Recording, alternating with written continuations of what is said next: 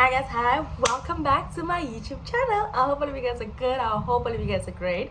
I know I am. It has been quite a minute, but anyway, to my returning subscribers, my regular degulars, my day ones, thank you so much for coming back. Thank you so much for just clicking on this video. I really don't deserve it, but thank you so much. And if you're new here, thank you so much for clicking and watching this video. I am super grateful. I forgot my intro, but I know that to my regular subscribers, you could be anywhere else doing something else with someone else, but you're here, and for that I'm truly grateful. It feels so good. Let me see if I can close the door. It's a bit too broad for me. Guys, I hope it stays like this. I think this is a bit better. It's been so long without you guys, but we are back and I'm excited to be back. I really hope to stay consistent. And yeah, I guess you're wondering where I've been. As you guys can see by the title of the video, we have officially moved. We have moved. We are living in our answered prayers. I can't believe that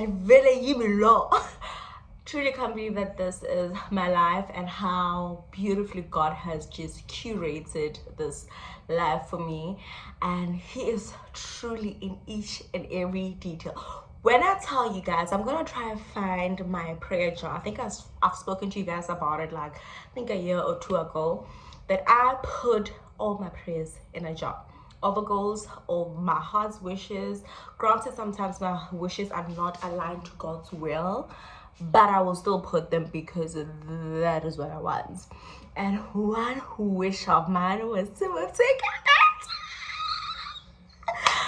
One wish of mine was to move to Cape Town, and the Lord said, "Bet." I cannot believe this is my life. I don't take any of it for granted. Like, granted, there are days where it's extremely challenging and whatever the case may be, but whoa, rather the ocean backing me up with its challenges than the dry Johannes. I'm kidding. But rather the challenges that I'm experiencing here, like, I'm so grateful for these challenges, and yeah, I think we just need to catch up. Yeah, so as you guys may know, you obviously know, I lived in Joburg for a good part of it, but just backstory, even before I moved to Joburg, because I'm originally from Limpopo, right? Even prior to that, I wanted to study in anywhere where there's an ocean. I've always loved that vibe. I've always wanted to, like, oh, okay, Friday night, what are we doing? Look, we're going to the beach. That has always been my vibe. So prior to even that, I've always wanted to study at Rhodes, I think. Yeah, it is Rhodes. And it wasn't coming. I wanted to go to UWC, like I wanted to go to anywhere there's a beach. It wasn't coming. Fast forward 2025. Now we're like what, 6-7 years after matric. I'm like, I need to move, right? I remember 2024, I wrote it down in my prayer journal. God, I want to move here in Cape Town, or secondary in what's this, in KZN.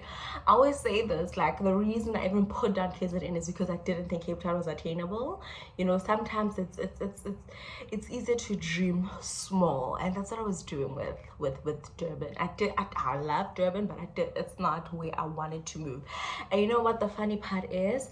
I actually got interviewed for a role in Durban, and it just took so long, like almost a year of waiting for a response, and yeah, that didn't go well. I feel like I'm all over the place. So I interviewed for that role in Durban. Okay, I wrote my requests down. Though it carries, it will surely come to fruition. I wrote my goals down and my wishes and wanting to move to the city.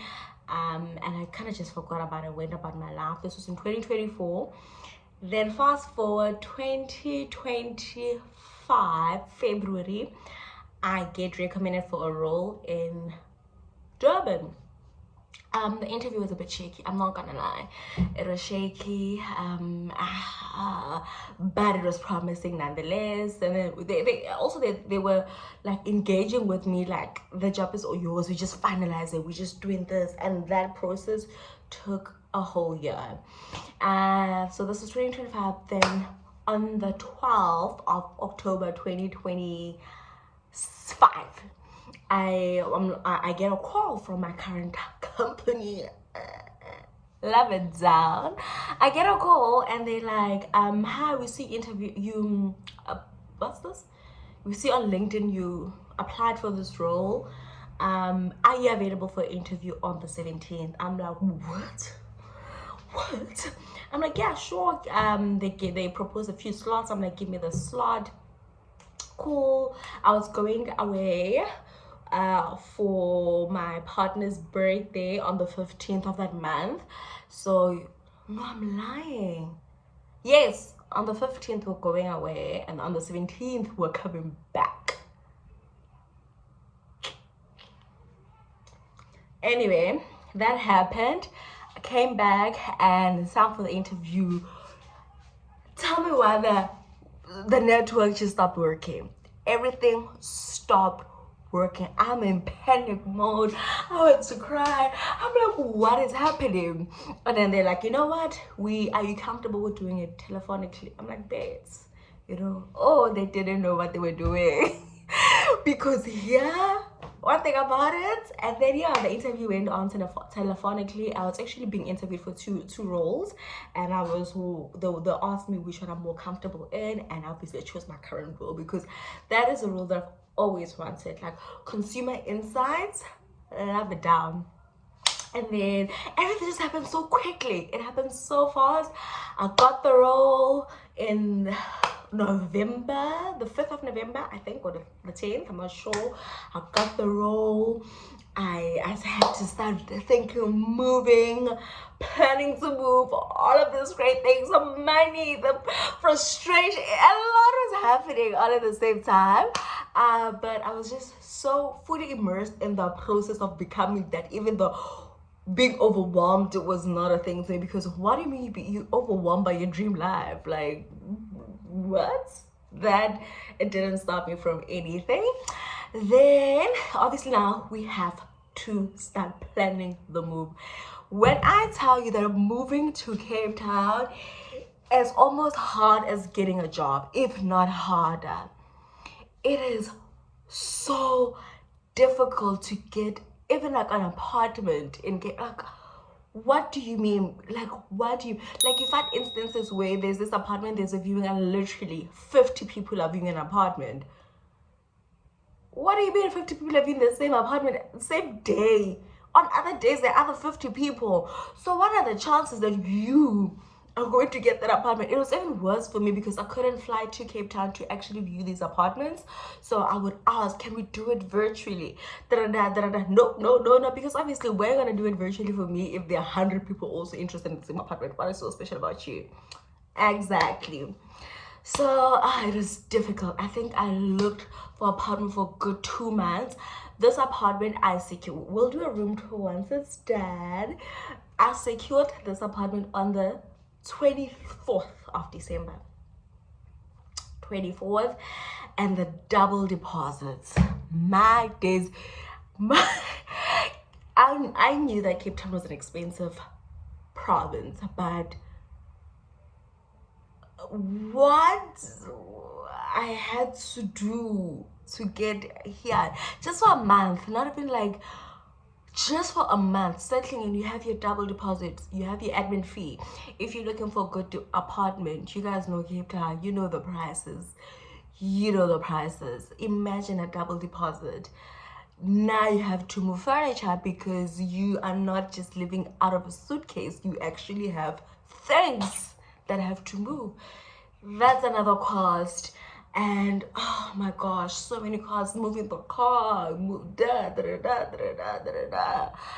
and moving in December, it's almost difficult. It's very difficult to get an apartment, like to move into your apartment on the 1st of Jan because all the agents are on leave. So I had to book for like that week, and another cost. And December, that's when it's touristy, so it is flipping expensive to book even the weirdest 1 bedroom.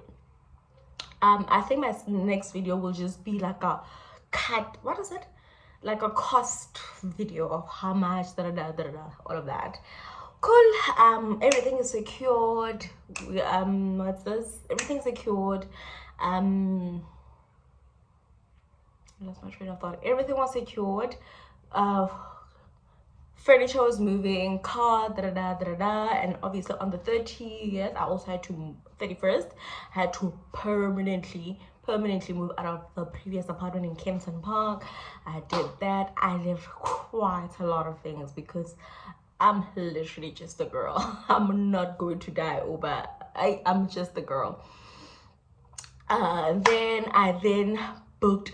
My lovely friend sponsored my flight to Cape Town. So love you so much, babe. So I got a flight for the 31st at 6. I landed in Cape Town around 9. I was booked in Strands. That's where I had my crossover.